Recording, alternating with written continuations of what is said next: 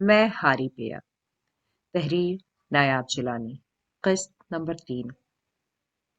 University میں اشفا کا کوئی دوست نہیں تھا۔ یہ خبر ان کے لیے باعث اطمینان تھی۔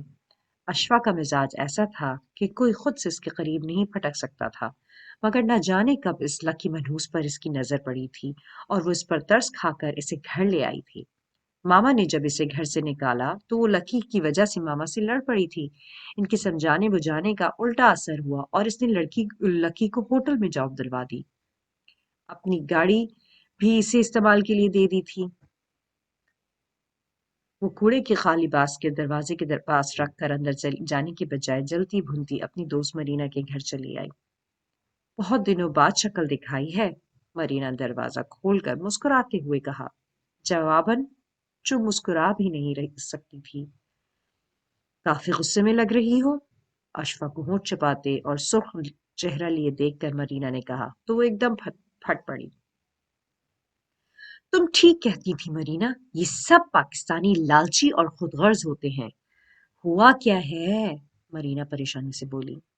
وہ لکی کمینہ اوقات دکھا گیا ہے، اشفا اسی غصے کے عالم میں پھنکاری۔ میں تو اس کی بدلے تیور دیکھ کر شوق میں تھی، اتنا خیال نہیں آیا کہ اپنی وہ رقم جو میں نے بطور قرض اسے دی تھی وہی مانگ لیتی۔ وہ رقم معمولی نہیں تھی کہ میں اسے بخش دیتی۔ تو اب مانگ لو، مرینا نے نرمی سے کہا۔ وہ تو دفان ہو گیا ہے، اشفا نے دانت پیسے۔ کہاں؟ مرینا بھی چونک اٹھی تھی۔ نہ جانے کہاں۔ مجھے ایک بات کا تو پکا یقین ہے کہ آنٹی ڈیزی نے اپنی پراپرٹی دلی خوشی سے ہرگز لکی کو نہیں دی ہوگی۔ اس چال باز نے یقیناً بڑی چالاکی سے آنٹی سے پیپرز پر سائن کروائے ہوں گے۔ اس بات کا امکان ہے؟ مرینا نے بھی تائید میں سر ہلایا۔ بہت ہی کمینہ اور ذلیل نکلا ہے، احسان فراموش، بالکل یاسر کی طرح۔ اشفا کا غصہ کسی طور کم نہیں ہو رہا تھا۔ مرینا کے چہرے پر ایک سایہ سا لہرایا۔ تم نے بھی تو اس خبیث پر احسان کیا، اسے امریکہ بلوا لیا، شادی کی، اور پھر وہ بھی اپنی اوقات دکھا گیا۔ مرینا کا چہرہ زردی مائل ہو گیا تھا۔ اسے بہت سال پہلے کے کچھ منظر یاد آنے لگے تھے، جب وہ اپنی ماں کے ہمراہ لاہور اپنی پھوپھی کے پاس گئی تھی۔ وہ خوبصورت نہیں تھی، اس بات کا اسے خود بھی علم تھا۔ وہ ایک حقیقت پسند لڑکی تھی، مگر پھوپھی اور ان کی فیملی نے تو ایسے اس کا استقبال کیا گویا وہ کسی ریاست کی شہزادی ہے۔ ان کی بیٹیاں اس کی تعریفیں کر کر کے نہیں تھکتی تھیں، اور خود یاسر، اس نے تو گویا مبالغہ آمیزی کی حد کر دی تھی۔ اور نہ جانے کیوں مرینا سب کچھ جانتے بوجھتے اس کی باتوں کے سحر میں جکڑی گئی۔ اس حقیقت کا تو اسے بہت بعد میں ادراک ہوا تھا کہ یہ شادی صرف اور صرف یاسر نے اپنا مستقبل بنانے کی خاطر کی تھی۔ جب اس نے اپنے قدم جما لیے تو بہت سے اپنے ہی ہم مزاج مادہ پسند اور سطحی ذہنیت کے پاکستانیوں کی طرح وہ بھی مرینا کو چھوڑ کر اپنی الگ دنیا بسانے دوسرے شہر چلا گیا تھا۔ سوری مرینا، میں نے تمہیں دکھی کر دیا۔ اپنی جھونک میں بولتی اشفا کو ایک دم احساس ہوا کہ وہ بہت غلط بول رہی ہے۔ کوئی بات نہیں، مرینا رنجیدگی سے مسکرائی۔ جی تو چاہ رہا ہے کہ اس لکی کمینے کو شوٹ کر دوں۔ ایک مرتبہ پھر اس کا پارا ہائی ہو گیا تھا۔ یوں کرو، پولیس کو انفارم کر دو۔ مجھے ایسا ہی کرنا چاہیے تھا، مگر اشفا نے سوچتے ہوئے سر ہلایا۔ مگر کیا؟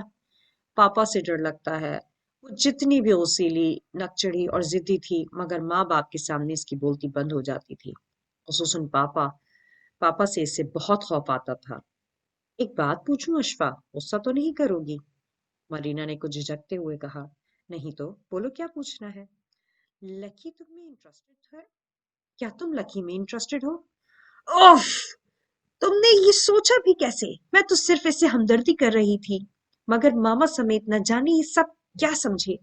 اشفا نے اپنا سر پیٹ لیا تھا۔ مرینا کو پریشانی ہوئی۔ I'm sorry, it's okay۔ وہ ہولے سے مسکرائی اور پھر دوبارہ آنے کا وعدہ کر کے گھر کی طرف چل دی۔ قسط نمبر 4۔ رات بھر مسلسل برف باری ہوتی رہی تھی۔ اس موسم کے نیو یارک میں بسنے والے پاکستانی امریکن شہری اب عادی ہو چکے تھے۔ اشفا کسلمندی سے کمبل ہٹا کر اٹھی اور پھر گلاس ونڈو سے باہر جھانک کر بھاری کرٹن ہٹا کر نیچے رواں دواں زندگی کا جائزہ لینے لگی۔ اسی پل اس کی نگاہ آنٹی ڈیزی کے مکان کی طرف اٹھی تھی۔ گیٹ کے پاس پولیس کھڑی تھی۔ حیرت کا جھٹکا لگا اور پھر اس کے ذہن میں کچھ روشن ہوا۔ وہ پولیس کو مایوس پلٹتا دیکھ کر تاسف سے سر ہلانے لگی تھی۔ گھاک شکاری بھاگ گیا ہے، مگر پولیس کے شکنجے سے تم بھی نہیں بچو گے۔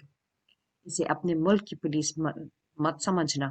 وہ زیر لب بڑبڑاتے ہوئے واش روم میں گھس گئی۔ فریش ہو کر باہر آئی تو ماما اور پاپا اسی کے انتظار میں بیٹھے تھے۔ وہ بھی جلدی اٹھنے کا نئے سرے سے عہد کر کے کرسی گھسیٹ کر بیٹھ گئی۔ کیا لوگی اشفا؟ ماما نے کافی کا مگ پاپا کی طرف بڑھاتے ہوئے جمائیاں لیتے ہوئے اشفا سے پوچھا۔ کچھ بھی نہیں، اس نے سستی سے کہا۔ کیا مطلب؟ یہ بوائل ایگ اور دودھ کا گلاس پیو۔ ماما نے کرسٹل کی ٹرے میں مختصر ناشتہ اس کے سامنے رکھا۔ جب کرنی ہمیشہ اپنی مرضی ہوتی ہے تو پھر پوچھتی کیوں ہیں؟ اشفا نے بے دلی سے دودھ کا گلاس اٹھا لیا۔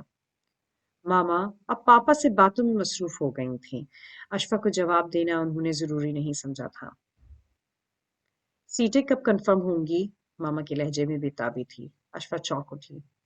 تیاری تو مکمل ہے، بس ایک دو ضروری کام نمٹا لوں، انشاءاللہ 15-20 دن بعد ہم پاکستان میں ہوں گے۔ میں نے بھی کچھ شاپنگ تو کر لی ہے اور باقی اشفا کے ساتھ لے جاؤں گی اور عروبہ مہوش کے لیے اپنی پسند سے شاپنگ کر لیں گے۔ نمرہ اور ثانیہ نے تو اپنی اپنی پسند بتا دی ہے، مجھے نجمہ کی بچیوں کے لیے بھی کپڑے خریدنے ہیں۔ ماما بڑے جوش کے عالم میں پاپا کو تفصیلات فراہم کر رہی تھی۔ پاپا بھی بہت دلچسپی سے سن رہے تھے۔ اشفا کا حلق تک کڑوا ہو گیا۔ اپنے گھر اپنے وطن کی بات ہی کچھ اور ہے۔ اشفا کا دل ہی دل میں بے شتاب کھاتے ہوئے اٹھی اور صوفے پر بیٹھ گئی۔ آپ نے بھائی جان سے بات کی؟ ماما کا لب و لہجہ حد سے زیادہ دھیما ہو چکا تھا۔ اشفا نے لاپرواہی سے ٹی وی پر نگاہیں جما دیں۔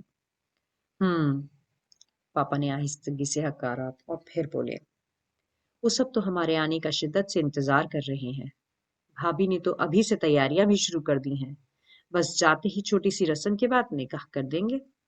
انہوں نے تمام تفصیلات سے بیوی کو آگاہ کیا تو وہ ایک دم ہی مطمئن اور سرشار ہو گئیں۔ اکلوتی بیٹی کے مستقبل کے حوالے سے وہ بے حد پریشان تھیں۔ پاپا کے جانے کے بعد وہ کچن سمیٹ کر اشفا کے پاس آ بیٹھی۔ اشفا نے چونک کر ماں کے چہرے کی طرف دیکھا۔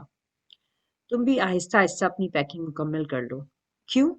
ہم قریب پاکستان جانے والے ہیں، عطیہ بیگم نے نرمی سے جواب دیا۔ صرف آپ اور پاپا، میں نہیں جاؤں گی۔ تم یہاں اکیلی رہو گی؟ تمہارے پاپا ہرگز نہیں مانیں گے، انہوں نے اپنے ازلی نرم لہجے میں کہا تو وہ تنک اٹھی۔ آخر پہلے بھی تو پاپا پاکستان اکیلے جاتے رہے ہیں۔ مجھے 16 سال ہو گئے ہیں اپنے گھر اپنے لوگوں سے ملے ہوئے۔ تمہاری وجہ سے ہمیشہ میں اپنے دل کو مار لیتی تھی، پہلے اسکول، کالج، پھر یونیورسٹی۔ تمہاری پڑھائی کا حرج نہ ہو یہی سوچ کر مجھے روک دیتی تھی، مگر اب کوئی رکاوٹ نہیں، اور تمہیں بھی دادی سے ملے اتنے سال ہو گئے ہیں۔ تم سے ملنے کے لیے بہت بےتاب ہیں، خواہ مخواہ بدمزگی نہ پھیلاؤ۔ ہونا وہی ہے جو تمہارے پاپا چاہتے ہیں۔ اچھی بیٹیوں کی طرح اپنی تیاری مکمل کرو اور فرما برداری سے والدین کی بات مانتی جاؤ۔ ماں باپ بچوں کے لیے کبھی بھی غلط فیصلہ نہیں کرتے۔ وہ چند لفظوں میں نہ جانے کون کون سی مفہوم واضح کر کے اٹھ گئی تھیں، جبکہ اشفا غصے میں سے تنتناتی رہ گئی تھی۔ اتوار کے روز وہ ماما کی بنائی لسٹ کے مطابق شاپنگ کر کے آئی تو ماما کو فون پر مصروف پایا۔ یقیناً پاکستان سے فون آیا تھا اور اب کم از کم 1.5-2 گھنٹے مسلسل باتیں ہونا تھیں۔ ماما عادتاً تمام خاندان کی خیریت تفصیلاً دریافت کرتی تھیں، اور جتنی تفصیل کے ساتھ ماما کے سوال ہوتے تھے، اسی حساب سے مکمل معلومات دینے والے بھی بھرپور فرصت سے چیدہ واقعات ماما کے گوش گزار کرتے۔ جو ہی ان کی نگاہ اشفا پر پڑی تو انہوں نے دوسری طرف شخصیت کو ہولڈ کرنے کا کہہ کر اسے آواز دے کر بلایا۔ مرتا کیا نہ کرتا، وہ مرے مرے قدم اٹھاتی ماما کے برابر رکھی صوفے پر ڈھہ گئی تھی۔ دادی سے بات کر لو، انہوں نے زبردستی اس کے کان سے ریسیور لگایا۔ دوسری طرف دادی کی محبت سے لبریز آواز سماعتوں سے ٹکرائی تو اس نے ایک طویل سانس خارج کر کے ان کے متوقع سوالوں کے لیے خود کو تیار کر لیا۔ میری بچی کیسی ہے؟ ٹھیک ہوں، وہ لب و لہجے کی بیزاری چھپا نہیں سکی تھی۔ میں تو ہر گھڑی تم لوگوں کی آمد کا انتظار کر رہی ہوں۔ برسوں بیت گئے تمہاری اور عطیہ کی صورت دیکھے ہوئے۔